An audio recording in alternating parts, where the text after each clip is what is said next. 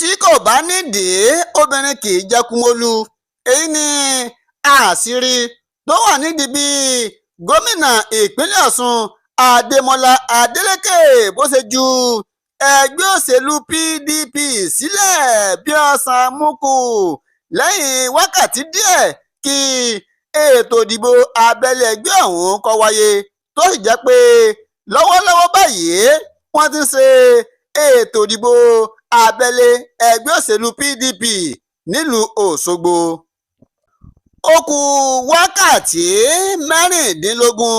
tí ètò ìdìbò abẹ́lé ẹgbẹ́ òṣèlú PDP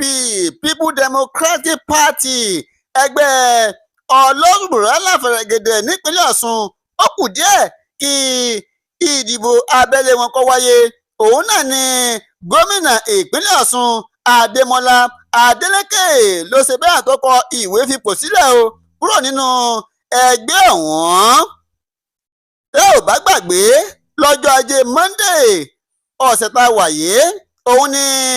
alága ẹgbẹ́ òṣèlú PDP nípínlẹ̀ Ọ̀ṣun Sunday Bisi ló kéde pé ìdìbò abẹ́lé ẹgbẹ́ òṣèlú PDP tó yẹ kó wáyé ní ọjọ́ ìṣẹ́gun túsídẹ̀ẹ́ ọ̀sẹ̀ yìí ni ò ní lè wáyé mọ́ o látàrí ìyapa ẹnu àti àìgbọ́ra-ẹniyé lẹ́yìn tó mú kí gómìnà ìpínlẹ̀ Ọ̀ṣun kó má fìfẹ́ hàn láti gba tíkẹ́ẹ̀tì tí yóò fi díje dupò tí ó ṣojú ẹgbẹ́ òṣèlú PDP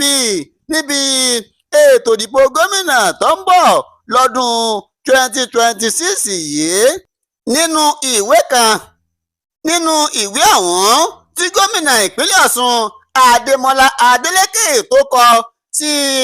alága ẹgbẹ́ òṣèlú PDP nípínlẹ̀ Ọ̀ṣun ló ti ní báyìí òun ti fi ẹgbẹ́ òṣèlú PDP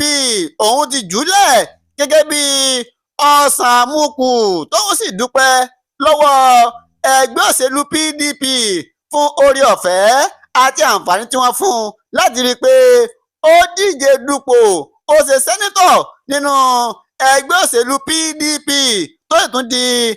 gómìnà nínú ẹgbẹ́ òṣèlú ọ̀hún gẹ́gẹ́ bí wọ́n ṣe àtìlẹ́yìn fún un. ṣé Yorùbá wá bọ̀ wọ́n ní bí ọ̀bá nídìí obìnrin kì í jẹ́ kúmólú ní tí obìnrin bá fi ń jẹ́ kúmólú á jẹ́ pé ikú ti mú gbogbo olúlé wọn lọ ní o. ológbò kan tó ta àtótó arére ni pé ìdí pàtàkì tó fi jẹ́ pé gómìnà Adélékè Adémọ́lá tó fi ẹgbẹ́ òṣèlú ọ̀hún lẹ̀ tó fi lẹ̀ bí ọ̀sán àmúkù tó sì jẹ́ pé bá a sì ń sọ̀rọ̀ lọ́wọ́lọ́wọ́ yìí wọ́n ti ṣe ètò ìdìbò abẹ́lé ẹgbẹ́ ọ̀hún nílùú Òṣogbo. gẹ́gẹ́ bí a ṣe gbọ́ wọ́n ní lọ́wọ́lọ́wọ́ báyìí ni wọ́n ti ṣètò ìdìbò abẹ́lé ẹgbẹ́ ọ̀hún ní gbọ̀ngàn Adolac Event Center tó wà lọ́nà Ògoolúwa nílùú Òṣogbo. níbẹ̀ ni wọ́n ti ṣe ètò ìdìbò abẹ́lé ọ̀hún lọ́wọ́lọ́wọ́ báyìí o tó jẹ́ pé fọ́fọ́fọ́ ní gbogbo ẹ̀kún gbogbo àwọn ẹ̀ṣọ́ aláàbò ni wọ́n dúró wámúwámú. bẹ́ẹ̀ ni wọ́n ní àwọn aṣojú láti ìlú Àbújá àwọn náà bẹ́ẹ̀ ń kàlẹ̀ o tó jẹ́ pé ẹni tí lábẹ́ ìdarí HM Nfọ̀rì Abba wọ́n ní lábẹ́ ìdarí rẹ̀ ló ti yan àwọn dẹ́gídẹ́ẹ̀tì. bákan náà ni àwọn aṣojú àwọn ètò aláàbò. bákan náà ni wọ́n ní àwọn aṣojú elétò ìdìbò nílẹ̀ ẹgbẹ́ elétò ìdìbò nílẹ̀ wa àwọn náà bẹ́ẹ̀ ń kàlẹ̀ o. INEC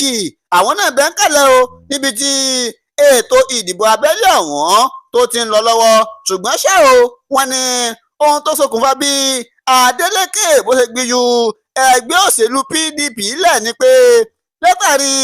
àìgbọ́ra-ẹniyé àti gbólóró sọ tó ṣe bẹ́ẹ̀ tó ń wáyé nínú ẹgbẹ́ òṣèlú PDP àtòkè àti ìsàlẹ̀. wọ́n lóun ló ṣokùnfà o tí Adélékè tó fi ẹgbẹ́ òṣèlú PDP sílẹ̀ nítorí pé tí wọ́n bá parí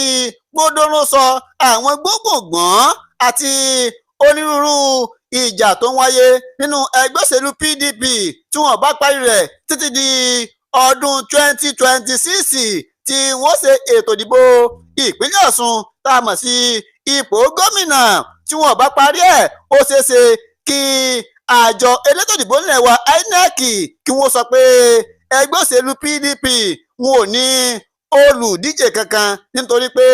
tí wọn ò bá parí ìjà náà á jẹ́ pé INEC wọ́n lè ní ẹgbẹ́ òṣèlú PDP kò ní